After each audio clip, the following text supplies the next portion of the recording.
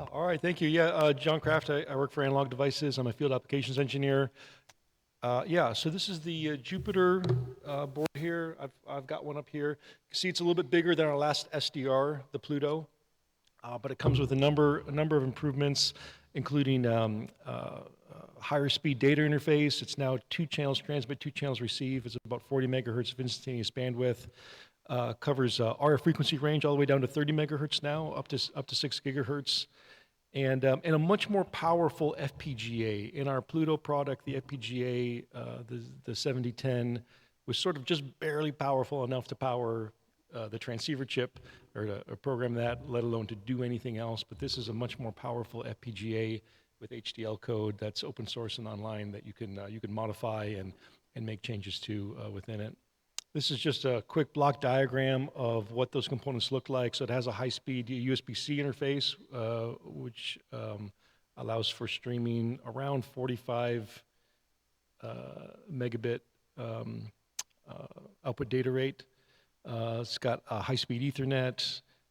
It's got GPIO ports and a couple different receive pin selections. So you can use one pair of receive pins that are going to cover the 100 megahertz to 6 gigahertz range, and then a separate receive set of pins outputs gives you the lower frequency bands from 10 megahertz to 1 gigahertz, and this is just for improved matching as well as a more optimal LNA that's used on each of those receive paths. Some differences though between the Pluto and this new Jupiter board. SDR. So this Jupiter doesn't replace Pluto at all or any of the 809361 kinds of things. We still are supporting Pluto, manufacturing Pluto. That's doing great. We still do a lot of new 809361 designs. That's not going anywhere. But there are some significant differences between the chipset used in this Jupiter, which is the ADRV 9002, and the chipset used on Pluto, which was the 80936X family of products. And that family was maybe 12 or 13 years old, whereas the 9002 we just released a year or two ago. So there are some significant improvements and differences between the two.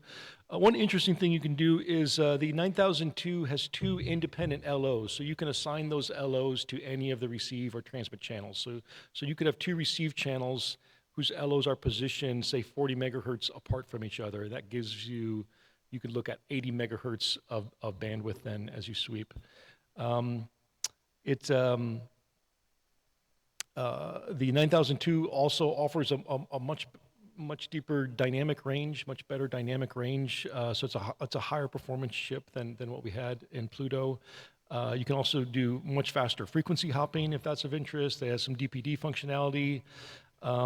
It has this Jupiter board has oscillator inputs and outputs, so you can, in a future version of software, we hope to enable the feature where you can phase synchronize separate Jupiter modules together. The 9002 has that RF phase synchronization built into it, so we placed the hooks in here into Jupiter to do it, but we have to work on the software to get that turned on and enabled.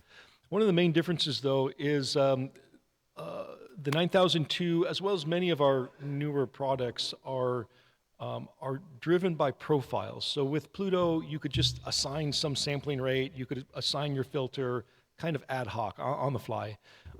With the 9002, you need to put it into a profile configuration wizard and get those things assigned.